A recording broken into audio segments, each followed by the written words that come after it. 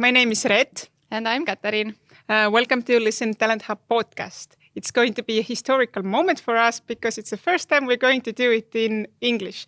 But the main reason is that we have so many amazing people around the world we would like to ask to come to our podcast, but unfortunately they can't speak Estonian. So, historical moment for us. But about today's guest.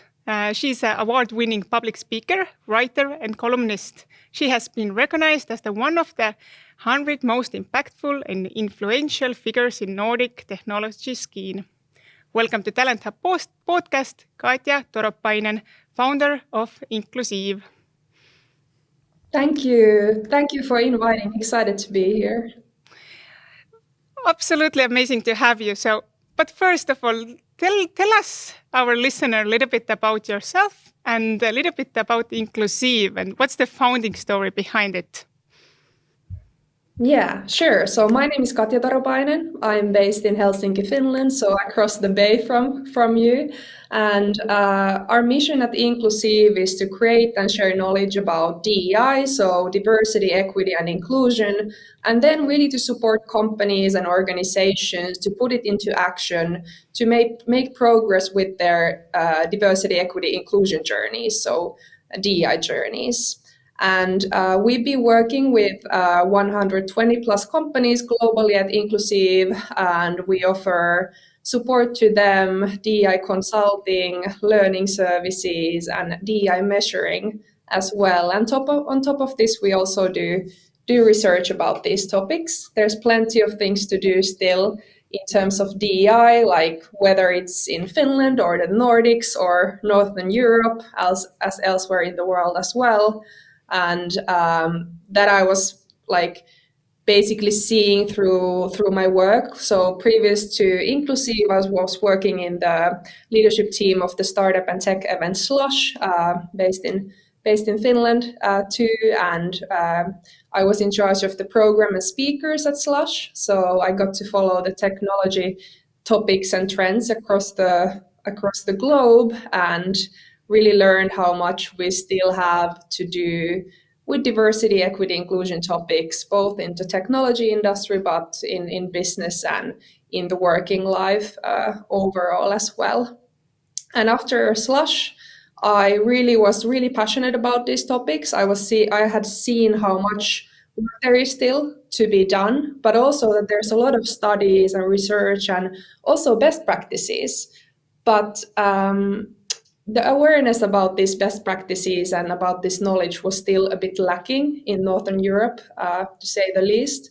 So I wanted to do something about it. And after Slush, I spent a couple of months exploring what to do next in Silicon Valley. And then when I came back to Finland, I had partly accidentally already founded Inklusiiv as this kind of community campaign in Finland. And since the beginning, we've started to work more with companies outside of Finland as well. So looking forward to collaborating with more and more other DEI experts, but also, international, globally minded companies that want to build global DEI strategies. That's great to hear. That it's important in Nordics. It's the same. It's in Estonia as well. It's getting we start talking about this more and more, but still we have so many questions around it, and that's the main reason we asked you to come here. But before we go into the actual DEI topic, just wanted to hear a little bit more about you as well. I know you're an angel investor. So what maybe are the main investment principles for you as well when you're choosing your next investment? Yeah, that's a great question. And I've been now angel investing through the Atomic Angel program for the past 3 years.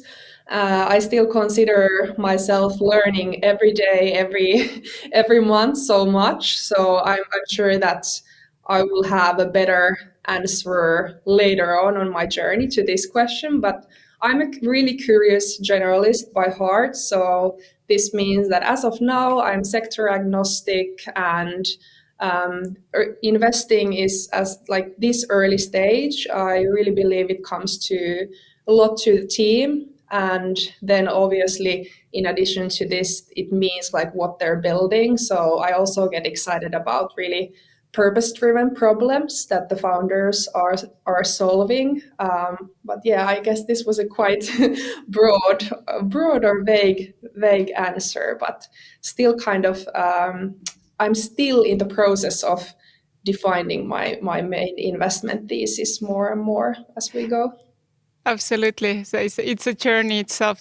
I was just wondering how much this DI topic is already in your investment strategy, or you're later going to help with them. How is that? Yeah, definitely. So there's been a lot of like great questions from the founders also in terms of how to support DEI when building the companies, but also what has happened quite organically is that most of the founders I've been backing are actually from the underrepresented groups. So also that has been happening quite organically, and I think also part of it is just like being a woman in tech. You also see and get excited about many different kind of things like femtech or other kind of you understand like some problems that maybe the majority of the angel investors that is now consisting mainly of like majority of angel investors are consisting of men. Maybe they're not resonating that closely with. Mm-hmm. Mm-hmm. Okay, no, I already see Catherine wants to start asking the question. So quickly, I mean, we have a traditional questions in our podcast as well. It's about the recruitment. So before, it doesn't have to connect it with today's topic, but do you have any like funny recruitment story you can remember? Is it you as being a candidate or you as being recruiting somebody to share with us? Yeah, I don't know if I have any kind of really funny story, but definitely the most interesting recruitment story was how I got recruited to Slush. So Slush is the student-led startup and tech event, and it's a volunteer-led as well. So like many others who've ended up working there, I also before joining working there full time, I was a volunteer for a couple of years. So early on when you're studying at the university, you just get, someone is telling, hey, come to volunteer at this event, it's fun. So I also didn't know much anything about startups or technology, but really enjoyed this experience of volunteering and like kept coming back the next year. And then third year volunteering there, I ended up in the program team that was in charge of the stage program and speakers. And I already had accepted a new job that was supposed to start soon after finishing my volunteering at Slush. But then one day I got a call, invite for a lunch, and my previous manager, Katarina, was asking if I was willing to jump in and take full charge of the whole program and speakers at Slush. So as guilty as I felt, I had to cancel my new job that I had already accepted and just take on a new path and join Slush full time. And it definitely became the most transformative and inspiring couple of years of my life so far, like professional wise. Absolutely. I think almost all the listeners know what is Slash, and most of our startups are always going there and can relate like how big it is. Actually, it's not just a small event to organize; it's so much more. So very well done. So quickly, last question before. So if you could have all the power of the world, what is the one thing in the world that you would change today?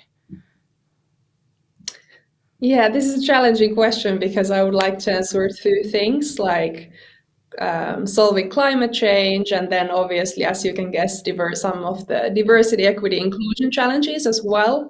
But luckily,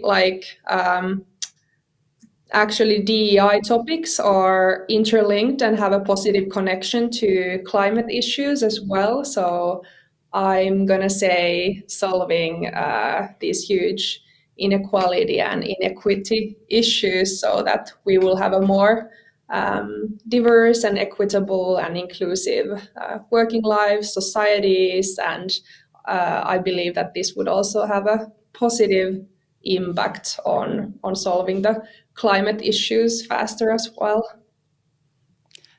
That's a great answer, because it actually leads to my next question quite well. I just wanted to, for the listeners and for some of the people, maybe the DAI topics are quite new, and let's just start from the beginning. So, what is the impact of DAI in general, and maybe in a company specific wise? We know that it also affects the climate change as well, but maybe why we should, or why we are even talking about these things. Yeah, there's plenty of different kind of research and studies that show kind of what kind of impact like a more diverse team or more inclusive company culture can have.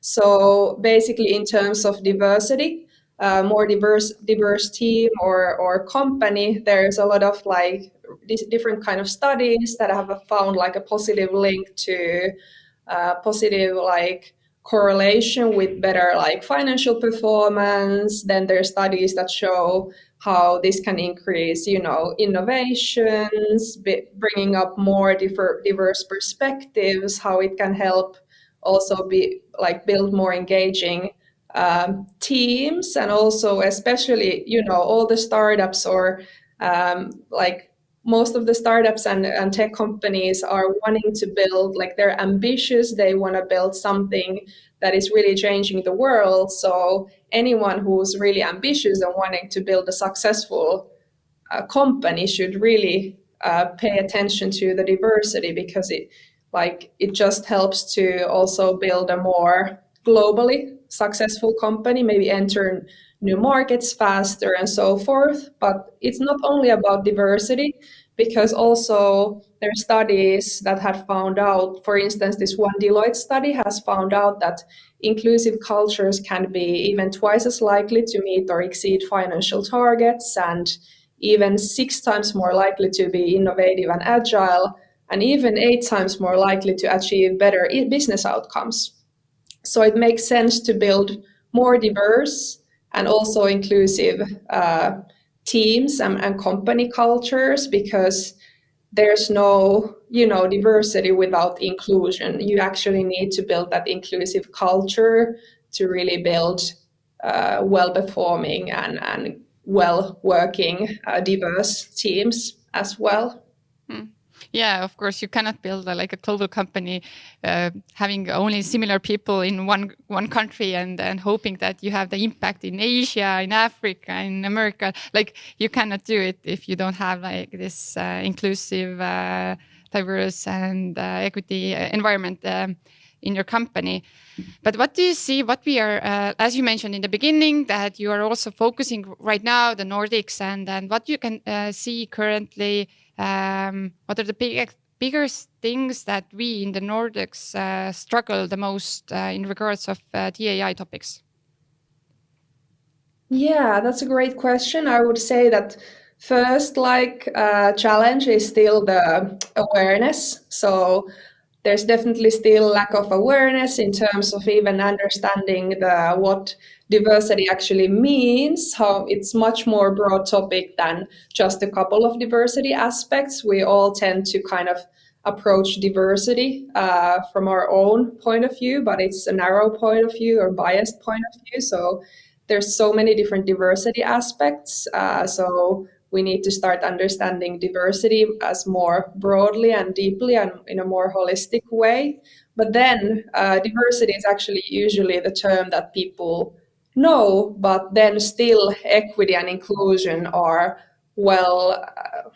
less well understood. So there's still plenty of awareness building work to be done to really understand what all of these different aspects, diversity, equity, and inclusion, what they kind of mean, what are the different benefits, what are the different risks if DI is not being advanced at the company, and also how is it related to your business or your industry or your team. And luckily, we've been seeing throughout the past years that the awareness have been raising quite a bit, and there's more and more teams and companies, even more earlier on their journeys, that they're wanting to offer trainings to their team. They're wanting to, learn what this means and define what these topics mean to their team and for their company, so they can do things better or already like earlier on. And still, after awareness, you need to know what kind of action to take. So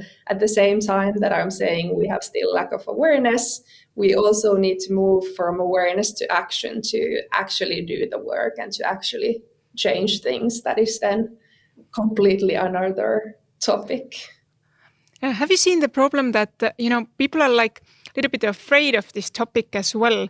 Because what I have seen quite often is like, people are afraid to touch it because they're afraid to be wrong. It's not they don't think it's thing to do, but they're afraid that just what if I'm going to do it wrong, and then I will be like in a spotlight and so on. Have you seen this afraidness?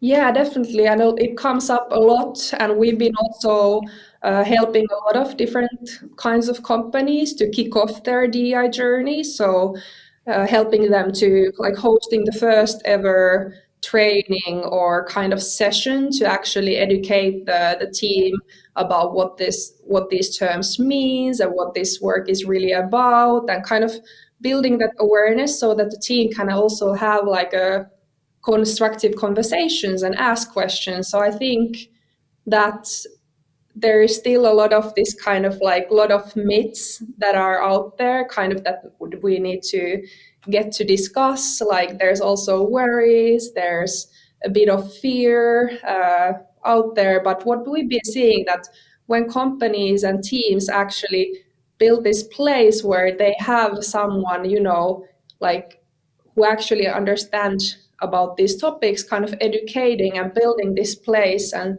this kind of space where team members can get to ask questions and discuss about these topics, it can actually break down and dismantle a lot of this kind of being afraid of the topic, and bring a lot of kind of also motivation and energy to kind of understand that this is actually a topic that is for the good of everyone.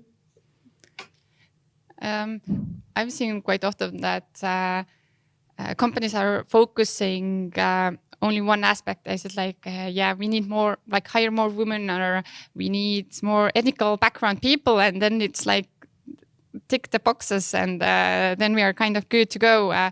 And it comes from the social pressure that's up in the air about the diversity, of course, which is the first thing that you also mentioned that companies are dealing with. But do you think that it's a good way to start having only the social pressure, or there must be something coming out from the company that there's deeper why behind the top, like understanding why you should start dealing with DEI topics? Yeah, that's an excellent question. And I mean, sometimes it might be that this kind of incident actually makes one to wake up to these topics. But I definitely think that this, what you mentioned, this why should be the goal, like, bring out, what these topics are and what it actually means to your team and your culture. Every team and company culture, they're defining their vision, they're defining their mission. They should also define what DEI means for them and why they're doing anything about it. And I think that when actually founders and different people inside the companies, when they actually understand diversity, what it means in total, and also what inclusion means, it actually often happens that it helps them to move away from this kind of narrow look into like, oh, is this just like kind of focused on diversity hiring, or there's myths, just a lot of questions being asked, like, does this mean we need to lower the bar in recruitment? And no, that is not the case. Building inclusive recruitment, building inclusive companies, it's about actually building company culture where everyone like can feel inclusion, and it's about actually also about hiring the right people to your team, not just focusing on certain underrepresented backgrounds, or it moves away from this kind of narrow perspective into a much broader perspective where you understand that this is actually like this DEI work. This is actually linked to every single individual in our company and to the inclusion of everyone. Mm-hmm. You already mentioned that in the beginning you have to have the awareness of DEI topics and to start building the program. But can you bring us some of the examples that you have done for some companies, some of the roadmaps? Okay, in the beginning, I don't know, go through those trainings and then start building this and that, or how do you approach the topic and what could be the practical things you would suggest for our listeners to start with? Yeah, I love that question. And well, first of all, like we discussed earlier, first you need to start building the awareness to understand what this means for you, how to approach it, and how to start making progress with it. But after a certain level of awareness have been raised, you also need to start understanding where your team or where your company is with these topics. And there's different ways to also assess the current state of DEI in your company, but there's a way to gather data and measure these topics. Some of the things you're able to measure yourself as a company, but also a lot of things you're actually not able to measure yourself. DEI data is very sensitive and there's a lot of limitations. So especially in bigger companies as well, it is quite common to have a third party like DEI expert coming to measure and help measuring the state of DEI, and that is some of the work we also do, helping companies of different sizes to assess their state of DEI. What are their strengths? What are maybe their weaknesses? And what should they be prioritizing to make progress with these topics? And after this measuring or assessment phase, then it's an excellent place where you can actually build this roadmap.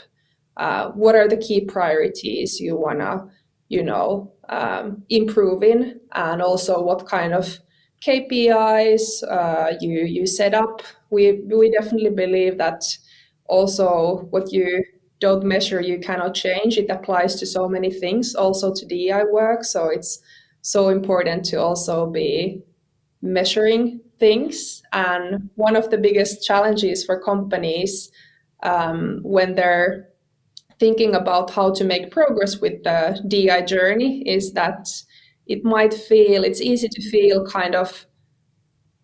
of being stuck because this is such a complex topic. A lot of people have different kind of ideas and thoughts, and it's easy to get stuck.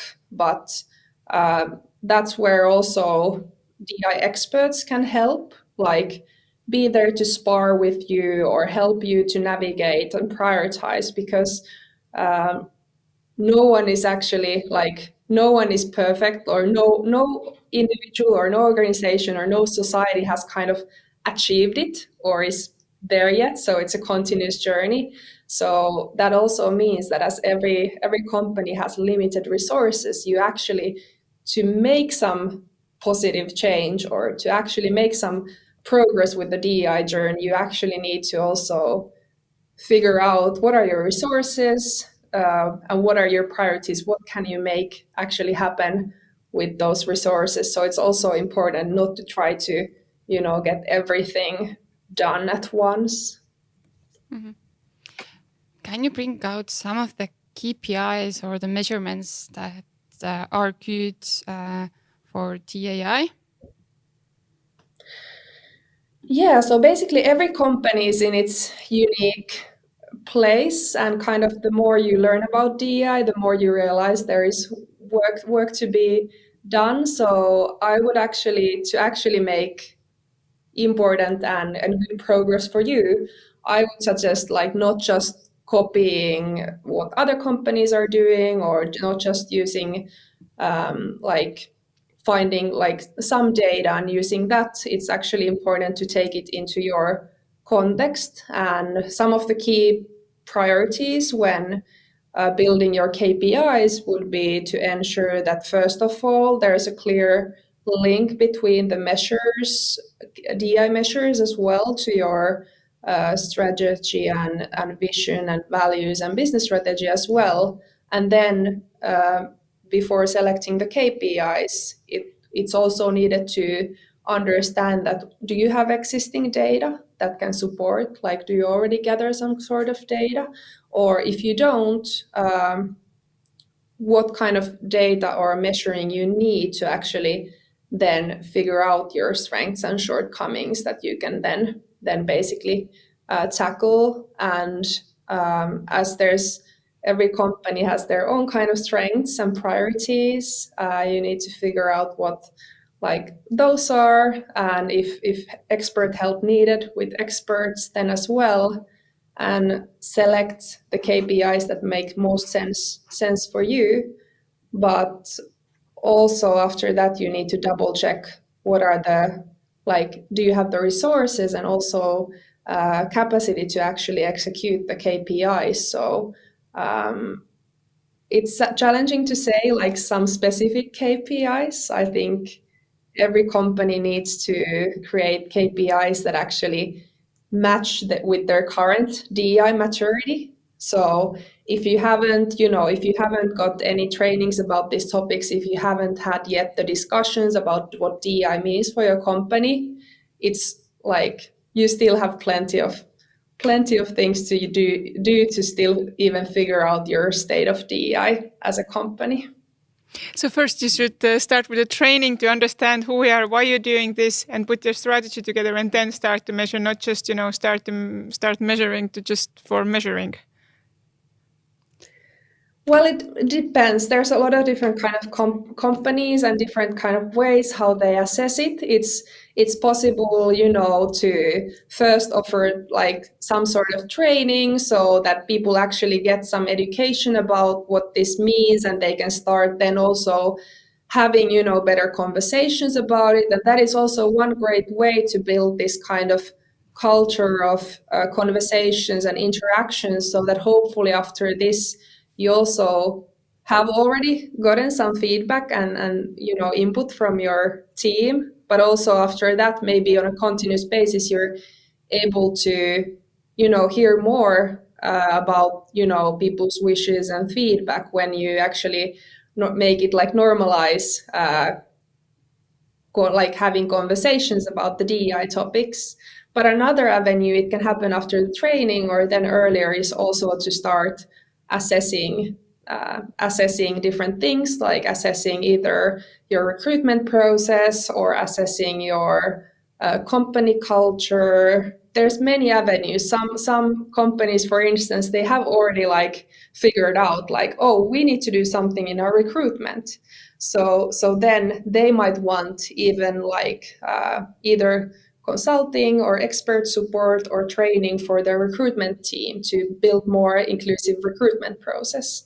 So there's many different places where the change usually like starts, but most often it starts somewhere near either legal or HR, and then it starts to move. When it like moves forward, then actually when the leadership is on board and where there is a buy-in from the leadership team for the DI topics, that's when the real like cultural change can start to happen, when there is leadership buy-in, support from them, and also needed resources for starting to advance the journey.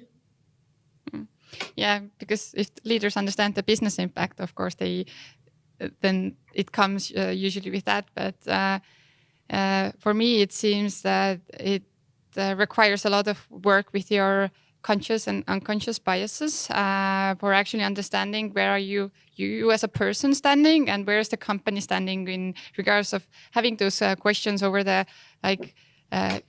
Is it okay to speak like this, and have those insecure questions maybe everyone has in their mind, like is it okay to act like this, and what is okay and what's not, and how to overcome my own personal biases also in the recruitment process. So I really like the initiative that you had, also providing the unconscious bias training for the VCs and have the change coming from there. So do you agree that it's also good to start to have this unconscious bias training to kick off all the TAI topics in your company and organization? Yes, great question. I think like learning about unconscious biases is definitely needed, and trainings about unconscious biases help to learn about the topics. Different studies show that just offering unconscious bias training to the team doesn't yet have an impact or actually change anything, but it's also learning about unconscious biases is a needed part of awareness building, because that actually affects has an impact on our work.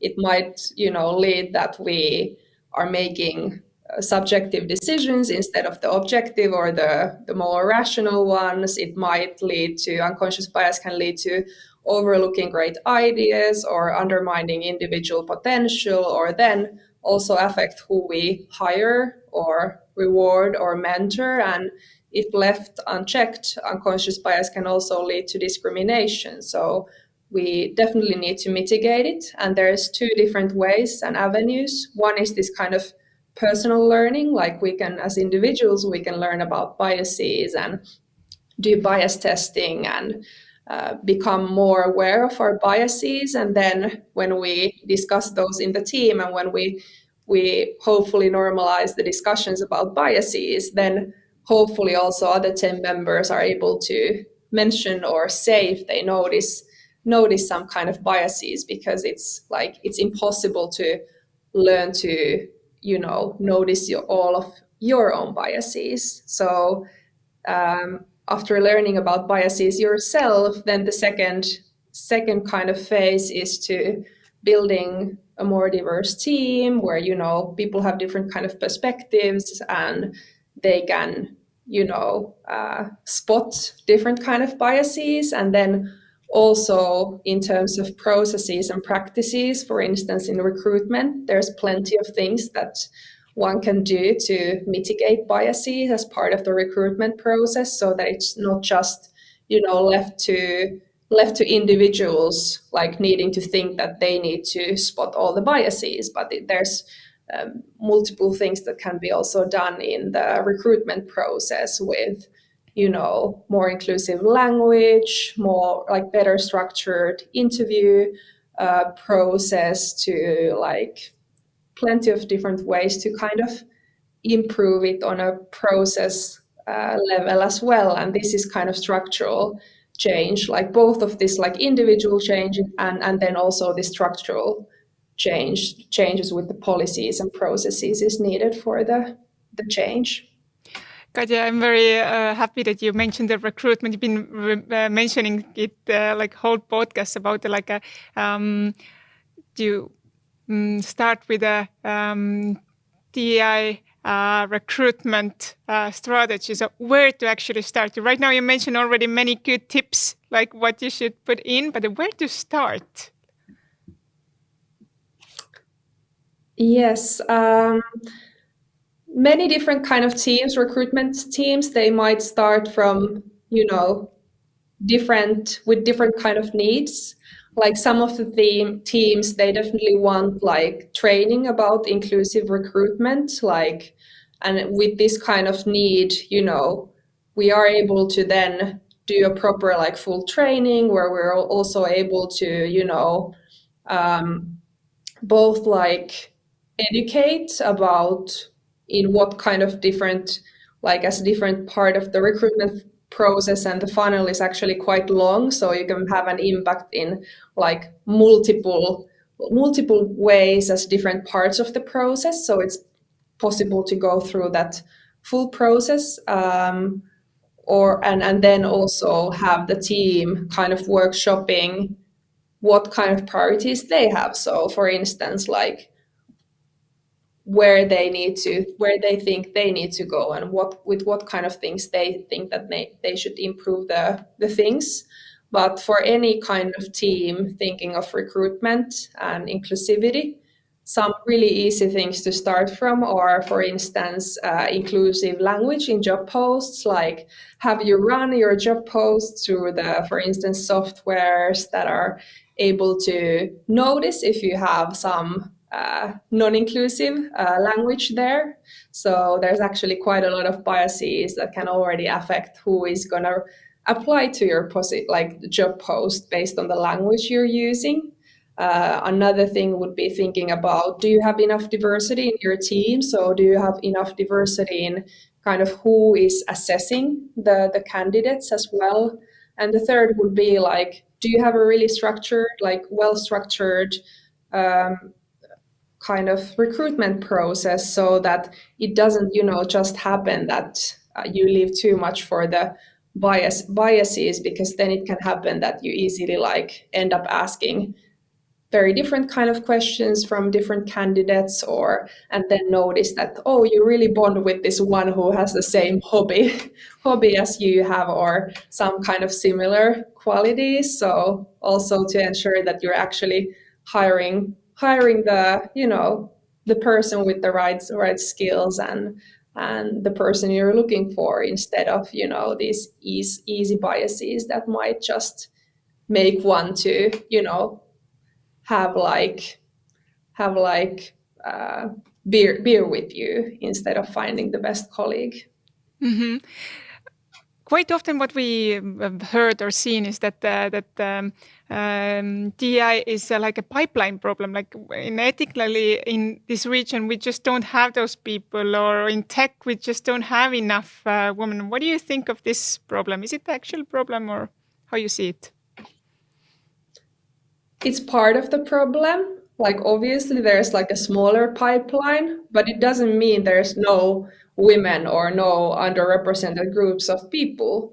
And for instance, this one study by Accenture in the US, they found out that actually 50% of women in tech leave the industry by the age of 35, and some major reasons why they leave the industry is, for instance, non-inclusive cultures, and women who also belong to other minority group were even like more likely to leave the industry. So yes, like obviously there's like smaller pipeline of some underrepresented groups, but that is like, you cannot just say that it's just a pipeline problem. It's also a lot about other aspects as well. There are underrepresented groups of people in this industry, and they just wanna find like a company where they can thrive and work. But in the tech industry, there's so huge structural challenges in terms of biases, stereotypes, structural discrimination as well. So any company that actually wants to be an equal workplace for people, like in an equal way, they actually need to proactively advance DEI topics, because structurally, if you have a company already in the tech industry, there is biases and stereotypes and inequality, structural inequality in place. So unless you do proactive work about DEI, then you actually, I don't think you can say that, hey, it's a pipeline issue. But what can be the proactive things that the company can do in solving those problems? Yeah, there's many different ways. Like one of the first things is to think about your brand and communications. You know, what kind of, do you have an inclusive brand? What kind of communications you have? Is it attractive to also to the underrepresented groups in tech? Do you have diversity in your team? We know that a lot of candidates from the underrepresented groups, they already like are assessing, hey, do I see like similar people than me inside this company? And do I see similar people like me in leadership positions in this company? These kind of things already like affect. So in addition to that, because obviously we still have a lot of lack of diversity in tech and in especially in leadership positions, if you want to build a diverse teams, start communicating about your DEI kind of DI work. Like employees are expecting a lot more also transparency around like and asking more questions in interviews, like how do you approach DI topics, and do you educate your employees about this? So the more upfront you can also be about how do you define DEI for your company culture and what kind of work you do, that helps as well. Also, we've been at Inklusiiv, we've been positively surprised by how, since we've had as part of our recruitment process, the first phase is of the recruitment process is anonymous. We've had a lot of candidates who have actually, like candidates from underrepresented backgrounds, who've been saying that actually I was encouraged to apply because I saw the first phase is anonymous. So more you also communicate and do this kind of small things, they actually communicate things already more than you maybe think to your candidates, and can actually have a big impact on who is actually even deciding to apply for the company. Thank you, Katja. I mean, right now, maybe listeners are like listening to you and thinking like how Inklusiiv could help them. Let's say they want to start it, and I mean everything looks like it makes sense. But is it Inklusiiv today as well something that they could come to you, or you could help them, or how you could help them, or if you cannot, then it's okay as well. Yeah, definitely. Like we're open to helping everyone. We have like open for all, like we have this resource bank on our website, inklusiiv.com. You can find this kind of resource bank where you can find interesting, pieces about DEI topics. So anyone can go find interesting pieces from there. In addition to that, if you're wondering about these topics or thinking what your company could do about it, feel free to reach out to us. We're always happy to help, and we're actually working with a lot of like companies, even from like early startup phase to a phase where companies are publicly listed. So we're working with a lot of different sizes of companies and helping them. Earlier, when they're smaller, it's very different kind of help that they're needed as compared to, let's say, when you're a public company. But we're working with companies, supporting them with their DI change. So if anyone is wondering like what they should be doing or wants to chat, definitely reach out to us. Yeah, I think you already shared also many great tips for the companies, so where to start and how to overcome some of the fears as well, because we have seen some of our clients coming to us that they want to have more diversity or inclusivity in their recruitment processes, and they don't know where to start, and it's like uncomfortable because they're like usually males and white and they don't know where to start, but they really want to do it and they don't know what's right and what's wrong. And I think already like being really open about those topics, for example, do the LinkedIn post and share your values, and then you start attracting those other people, like underrepresented groups of people. So that's already a good thing where to start. Really simple things, and you don't need to do much in the beginning as well. Yeah, and that's so that's so amazing to hear that there is like a lot of these people who also want to do well and might not yet know exactly how to do it. We see this all the time as well. There's so many people who actually care about these topics, want to advance it, but might not yet exactly know how. We understand how challenging it might be, especially early on. So that's why also we are here to help, anyone working with a company wanting to do like take some concrete action about it. So yeah. Good. Thank you. So now we have come into our final topics in our podcast. And we, as a tradition in our podcast, we have 2 ending questions. And for those questions, I really ask from you to ask really fast. First thing come and pops up in your minds, and give just short answers. So I hope you're ready. So who is the person who inspires you the most? Sofia Benz, tech investor based in Sweden. She was, when I was working at Slush, she was the, and is the role model for me in European tech. And she's really inspiring. And she's also created the Atomic Angel program, through which I'm now angel investing. So she's an amazing role model for so many women and also people in tech in Europe and beyond.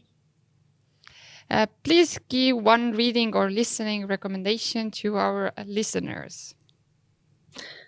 Definitely this very new book that just got launched, Better Venture, Improving Diversity, Innovation and Profitability in Venture Capital and Startups. It's been co-authored by Erika Brodnock and Johannes Lenhard.